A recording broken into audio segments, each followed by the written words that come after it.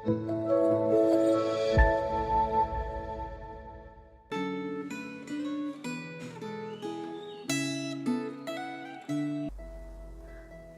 jemaat yang terkasih dalam Tuhan. Sungguh bersyukur pada hari ini kita boleh bersama-sama akan kembali merefleksikan akan firman Tuhan yang Tuhan mau nyatakan kepada setiap kita. Dan mari sebelum lebih jauh dalam perenungan pada hari ini, saya mau mengajak kita untuk berdoa. Tuhan, terima kasih untuk waktu yang Kau berikan kepada setiap kami. Terima kasih ya Tuhan untuk Engkau yang memimpin dan menyertai kami, menuntun kami dalam kasih setia-Mu dari hari yang baru demi hari yang baru yang Engkau percayakan kepada setiap kami. Dan biarlah ya Tuhan di hari ini Engkau juga yang menuntun kami dalam firman-Mu supaya rindu ya Tuhan. Biarlah kami semakin dimuridkan, semakin dibawa untuk menjadi serupa seperti Engkau sebagaimana yang Engkau inginkan. Dan tolong kami untuk juga boleh melembutkan akan hati kami, untuk juga boleh dibentuk oleh firman-Mu pada hari ini.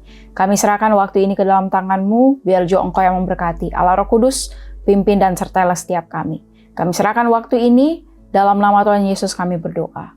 Amin. Jemaat yang terkasih dalam Tuhan, refleksi Gema pada hari ini berdasar dari Mazmur 55. Mari bersama-sama kita membuka akan bagian Alkitab kita ini. Saya akan membacakan bagian Alkitab pada hari ini dari ayat 1 dan 2, dan ayat 17 sampai 18, dan ayat 23 sampai 24.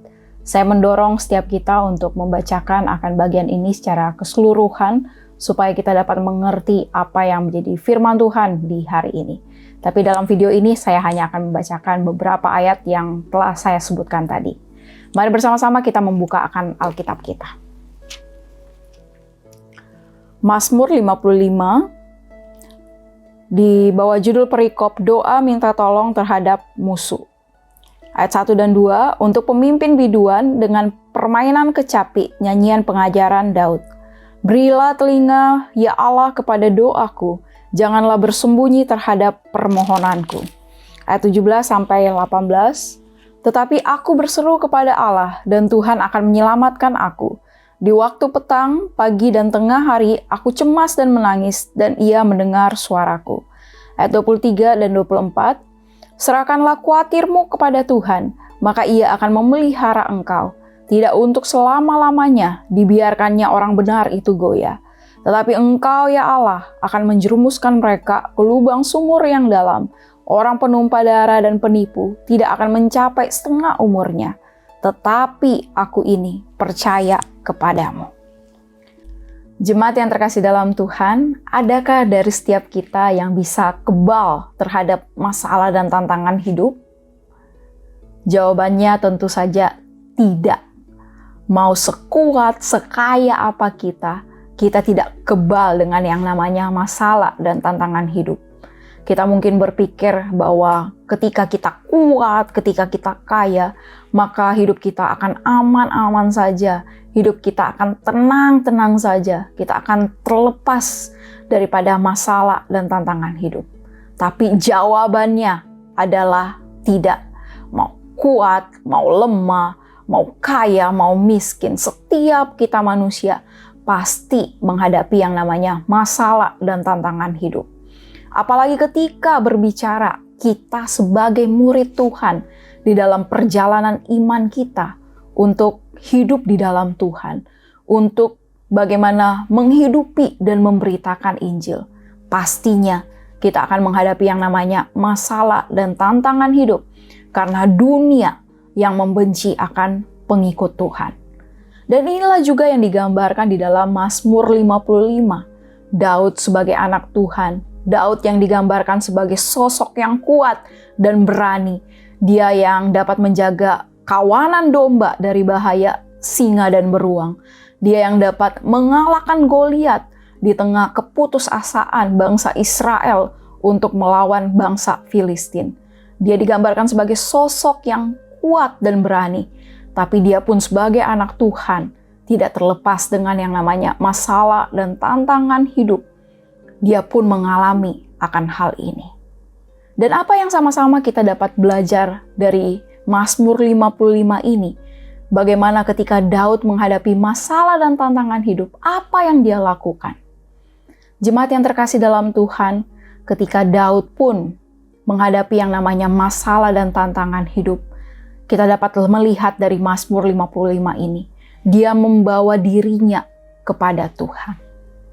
Dia membawa dirinya untuk bergumul bersama dengan Tuhan di dalam doa-doanya kepada Tuhan. Dan di Mazmur 55 inilah, di dalam bagaimana Daud yang membawa dirinya kepada Tuhan, disitulah dia mendapatkan ketenangan, disitulah dia mendapatkan akan jawaban bagaimana seharusnya dia hidup sebagai anak Tuhan, sebagai murid Tuhan. Dan di dalam Mazmur 55 ini, apa isi doa Daud yang kita dapat lihat daripada bagian ini? Jemaat yang terkasih dalam Tuhan, di bagian yang pertama, di ayat yang 1 sampai yang ke-9, di situ kita dapat melihat bagaimana penggambaran tertekannya Daud menghadapi masalah dan tantangan hidupnya pada waktu itu.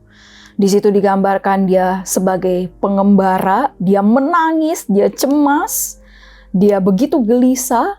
Di ayat yang kelima, dia mengatakan bahwa dia seperti mau mati rasanya, kengerian maut telah menimpa aku.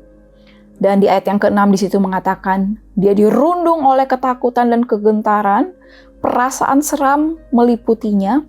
Dan dia menggambarkan juga bahwa dia mau seperti merpati yang kiranya bisa terbang bebas, lepas daripada masalahnya pada waktu itu. Dia dapat mencari tempat ketenangan, dia dapat mencari tempat perlindungan di tengah angin ribut dan badai. Dan inilah doa Daud yang kita dapat lihat bersama-sama di dalam dia membawa masalah dan tantangannya. Dia terbuka kepada Tuhan terhadap perasaan-perasaan manusiawinya. Bahkan kalau kita melihat di ayat 10 sampai yang ke-12, di situ selain terbuka terhadap perasaan-perasaannya, dia pun terbuka juga akan bagaimana nalurinya sebagai manusia untuk membalaskan dendam terhadap musuh-musuhnya.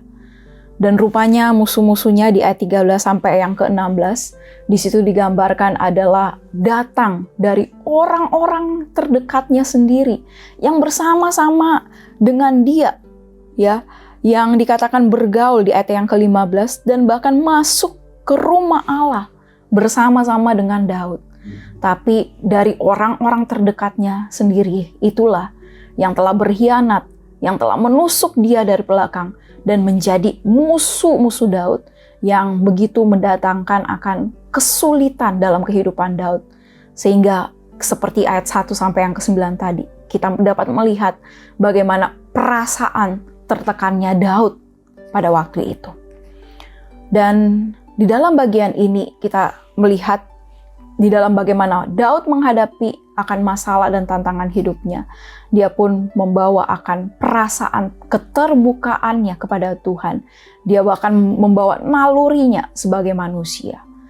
Dan di dalam bagaimana Daud bergumul di dalam doa-doanya kepada Tuhan, di ayat yang ke-17 sampai yang ke-24, kita dapat melihat bagaimana di dalam doa pun Daud dapat diarahkan oleh Tuhan untuk bisa tenang, untuk bisa mempercayakan hidupnya kepada Tuhan. Di ayat yang ke-17 sampai yang ke-20, di situ menggambarkan akan perasaan Daud untuk bisa lebih tenang lagi, dan dia percaya bahwa Tuhan yang akan menyelamatkan dia.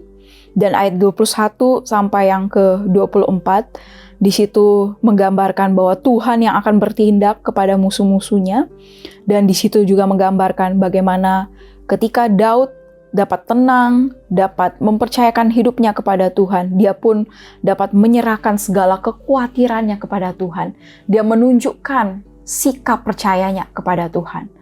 Bahwa memang ada perasaan-perasaan yang tertekan, bahkan dia ingin balas dendam, tapi di dalam doa-doanya itulah ketika dia membawa setiap masalah dan tantangan hidupnya kepada Tuhan, Tuhan pun yang mengarahkan dia untuk menyerahkan segala penghakiman itu kepada Tuhan dan mempercayakan akan segala hidupnya itu kepada Tuhan, di balik segala kekhawatirannya, di balik segala kecemasan hidupnya.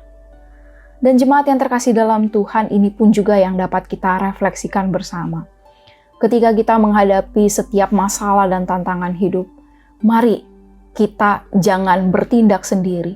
Jangan bagaimana mencari solusi untuk diri kita sendiri. Karena kita percaya bahwa kita punya Tuhan dalam hidup kita. Dan mari bergumul bersama dengan Tuhan. Mari datang berdoa kepada Tuhan, membawa setiap masalah dan tantangan hidup kita itu. Dan kita percaya bahwa di dalam Tuhan, Dia pun yang akan mengarahkan kita kepada apa yang menjadi nilai-nilai firman-Nya, apa yang menjadi keinginannya dalam kehidupan kita. Sama seperti Daud yang pada akhirnya menyerahkan segala penghakiman itu kepada Tuhan dan mempercayakan hidupnya bahwa Tuhan pun yang akan memelihara dia. Dan biarlah ini yang juga boleh menjadi keyakinan kita untuk kita datang kepada Tuhan di dalam setiap masalah dan tantangan hidup kita. Kita percaya bahwa Tuhan pun yang akan mengarahkan kita kepadanya. Mari bersama-sama kita berdoa. Tuhan, terima kasih untuk firman-Mu yang telah diberitakan kepada setiap kami. Tolong setiap kami ya Tuhan untuk belajar bersama dengan Engkau, untuk belajar mempercayakan hidup kami kepada Engkau. Kami tidak bertindak sendiri, tapi biarlah ya Tuhan, kami belajar untuk terus berjalan bersama dengan Engkau, terus menghadapi akan perjalanan iman kami ini di dunia bersama dengan Engkau. Terima kasih ya Tuhan untuk firman-Mu ini. Sungguh kami bersyukur, dalam nama Tuhan Yesus kami berdoa. Amin.